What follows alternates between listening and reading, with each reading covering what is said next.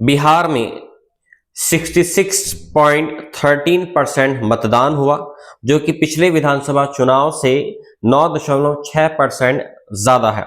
पुरुषों की तुलना में महिलाओं का मतदान 8.15% रहा। इस बार के मतदान में पुरुषों की हिस्सेदारी 62.98% रही और महिलाओं की 71.78% रही। बिहार में 3.91 करोड़ महिला वोटर हैं और 3.93 करोड़ पुरुष वोटर और कुल मतदाताओं की तादाद 7 करोड़ 45 लाख है। बिहार चुनाव विधानसभा 2 चरणों के मतदान में संपन्न हुआ। पहले चरण का मतदान 6 नवंबर को था और दूसरे चरण का मतदान 11 नवंबर को था। 14 नवंबर को सुबह 8 बजे से मतगणना शुरू होगी और दोपहर बाद तक पूरी तस्वीर इसमें साफ हो जाएगी।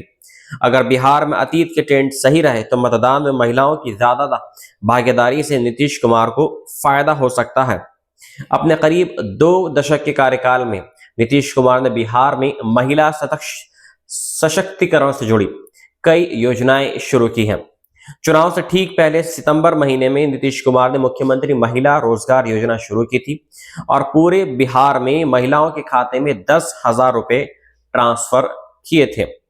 यहां तक कि चुनाव आचार संहिता लागू होने के बाद भी 10-10 हजार रुपए ट्रांसफर किए गए। चुनाव आयोग के पास शिकायत भी गई, लेकिन आयोग ने कहा कि ये ऑन गोइंग स्कीम है। ऐसे में माना जा रहा है कि महिलाओं की उत्साहजनक भागीदारी नीतीश कुमार के हक में हो सकती है। 11 नवंबर को दूसरे चरण के मतदान खत्म होने के बाद एग्जिट पोल्स आए। एग्जिट पोल्स के अनुमानों में एनडीए को इसमें बढ़त मिलती नजर आई। एक्सिस माई इंडिया के एग्जिट पोल के अनुसार बिहार में एनडीए महागठबंधन पर भारी पड़ा, लेकिन राष्ट्रीय जनता दल सबसे बड़ी पार्टी इसमें बनकर उभर सकती है। एक्सिस माई इंडिया के अनुसार एनडीए को बिहार में 121 से 141 सीटें मिल सकती हैं और महागठबंधन को वहीं बिहार के चुनावी मैदान में दस्तक दे रही प्रशांत किशोर की उन जन स्वराज पार्टी भी खाता खोल सकती है।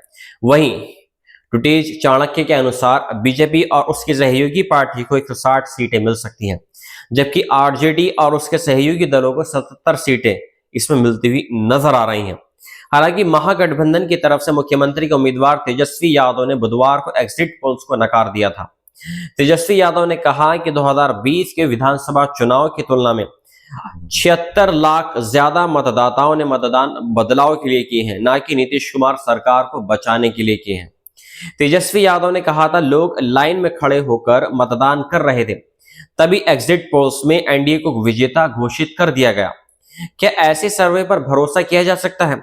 यह मतगणना से जुड़े अधिकारियों पर मनोविज्ञान दबाव बढ़ाने के अलावा कुछ भी नहीं हो सकता है, ये कहना है तेजस्वी यादव का।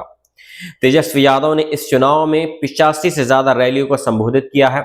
तेजस्वी ने बिहार में सरकार बनने पर सभी परिवारों से एक व्यक्ति को सरकारी नौकरी देने का वादा किया है। तेजस्वी ने एग्जिट पोल्स को खारिज करते हुए चुनाव से पहले सर्वे का हवाला देते हुए कहा कि बिहार के केवल 16 से 18% लोगों ने ही नीतीश को मुख्यमंत्री के रूप में पसंद किया था।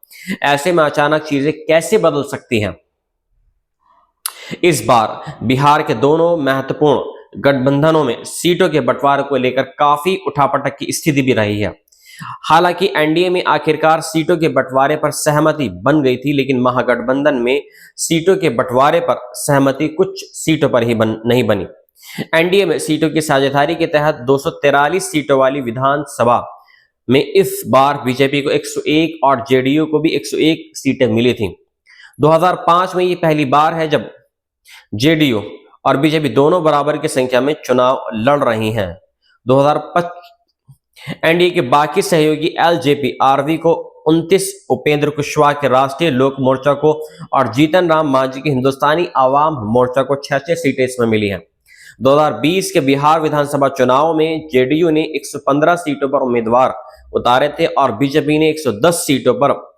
जीतन राम ने मांझी को 7 सीटें इसमें मिली थी। तब मुकेश सहनी की विकासशील इंसान पार्टी भी एनडीए का हिस्सा थी और उसे 11 सीटें मिली थी। वहीं चिराग पासवान अकेले मैदान में थे और उन्होंने 135 उम्मीदवार उतारे थे। हालांकि चिराग की पार्टी को महज 1 सीट पर ही जीत मिल सकी थी। दूसरी तरफ महागठबंधन ने बिहार में 251 91 उम्मीदवार उतारे थे, यानी बिहार विधानसभा में जितनी सीटें हैं उनसे 8 ज्यादा। इसका मतलब यह हुआ कि 8 सीटों पर सहमति नहीं बनी और महागठबंधन की सहयोगी पार्टियों ने उन सीटों पर एक दूसरे के खिलाफ उम्मीदवार उतारे। राष्ट्रीय जनता दल ने 142, कांग्रेस ने 60, सीपीआई ने 120, विकासशील इंसान पार्टी ने 10, सीपीआई ने 9, सीपीआई एम ने 4 और सीपीआई आईआईपी ने 2 सीटों पर उम्मीदवार उतारे हैं। अगर एग्जिट पोल सही रहे तो नीतीश कुमार लगातार 5वीं बार बिहार के मुख्यमंत्री बन सकते हैं। 2005 से 2020 तक उसी गठबंधन को जीत मिली है जिसके साथ नीतीश कुमार रहे हैं। 2015 के विधानसभा चुनाव में नीतीश कुमार आरजेडी के साथ थे और महागठबंधन को जीत मिली थी, जबकि बीजेपी महज 53 सीटों पर सिमट कर रह गई थी। हालांकि 2017 में नीतीश कुमार फिर से एनडीए के साथ आ गए थे, लेकिन 2022 में एक बार फिर से पाला बदलते हुए महागठबंधन में शामिल हो गए थे। जनवरी 2014 में नीतीश कुमार ने फिर से पाला बदलते हुए बीजेपी की अगुवाई वाले एनडीए का एक दामन थाम लिया था। नीतीश कुमार ने 2024 के लोकसभा चुनाव से महज कुछ महीनों पहले ऐसा किया था। पहली बार 2013 में नीतीश कुमार एनडीए से अलग हुए थे। 2020 के बिहार विधानसभा चुनाव में पूर्णिया जिले में एक चुनावी रैली को संबोधित करते हुए नीतीश कुमार ने कहा था, यह उनका आखिरी चुनाव है, अंत भला तो सब भला। नीतीश कुमार ने कहा था, और ये जान लीजिए कि ये मेरा आखिरी चुनाव है, अंत भला तो सब भला। ये कहना था नीतीश कुमार का, इन्होंने पार्टी को संबोधित किया था। ऐसे में एनडीए की जीत के बाद नीतीश कुमार इस बार मुख्यमंत्री बनेंगे या नहीं, इसे लेकर भी कई कयास लगाए जा रहे हैं। 1995 के बिहार विधानसभा चुनाव में लालू यादव और नीतीश कुमार अलग हो चुके थे। 1995 के बिहार विधानसभा चुनाव में नीतीश कुमार कुछ खास नहीं कर पाए। उनकी समता पार्टी 7 सीटों तक ही सीमित रह गई, लेकिन 2000 तक का विधानसभा चुनाव आते आते लालू यादव की पकड़ कमजोर पड़ने लगी थी। 1995 के विधानसभा चुनाव में हार के बाद नीतीश कुमार को लगा कि वे बिहार में लालू यादव से अकेले नहीं लड़ सकते हैं। 1996 के लोकसभा चुनाव में नीतीश ने बीजेपी से गठबंधन कर लिया। जिस बीजेपी को नीतीश कुमार मंदिर आंदोलन के दौरान आड़े हाथों लेते थे, सांप्रदायिक पार्टी बताते थे, 1996 में लालू को हराने के लिए उसी के साथ वो खड़े नजर आए। 2000 के विधानसभा चुनाव में नीतीश कुमार और बीजेपी को 221 सीटों पर कामयाबी मिली।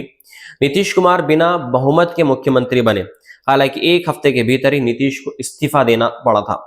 आखिरकार नीतीश कुमार 2005 में बिहार के मुख्यमंत्री बन गए। अक्टूबर 2005 में हुए विधानसभा चुनाव में बीजेपी को 55 और जेडीयू को 88 सीटों पर जीत मिली और पूर्ण बहुमत के साथ गठबंधन सरकार बनी। 2010 के विधानसभा चुनावों में भी नीतीश कुमार को और प्रचंड जीत मिली। लालू रामविलास पासवान का गठबंधन 25 सीटों पर ही सिमट कर रह गया, जबकि एनडीए को 243 सीटों वाली विधानसभा में 206 सीटों पर ही जीत मिल सकी। जेडीयू 115 सीटें जीतने में कामयाब रही थी और बीजेपी 91। 2013 में बीजेपी ने नरेंद्र मोदी को अगले साल होने वाले लोकसभा चुनाव के लिए पीएम पद का उम्मीदवार घोषित कर दिया था। नीतीश कुमार ने मोदी के आते ही खुद को बीजेपी से अलग कर लिया। नीतीश कुमार को 2014 के लोकसभा चुनावों में बीजेपी से अलग होने का खामियाजा भुगतना पड़ा। नीतीश की जेडीयू महज 2 सीटों की जीत हासिल कर पाई, जबकि बीजेपी ने 30 लोकसभा सीटों पर उम्मीदवार उतारे और 22 पर जीत दर्ज की। नीतीश कुमार को एहसास हो गया कि वे बिहार में लालू और बीजेपी दोनों से एक साथ नहीं लड़ सकते हैं। आखिरकार वो 2015 के विधानसभा चुनाव में आरजेडी के साथ आ गए और यह गठबंधन बीजेपी पर बहुत भारी पड़ा। बीजेपी महज 53 सीटों पर ही सिमट कर रह गई। नीतीश कुमार आरजेडी के साथ महज 16 महीने ही रही और फिर से बीजेपी के साथ वो चले गए।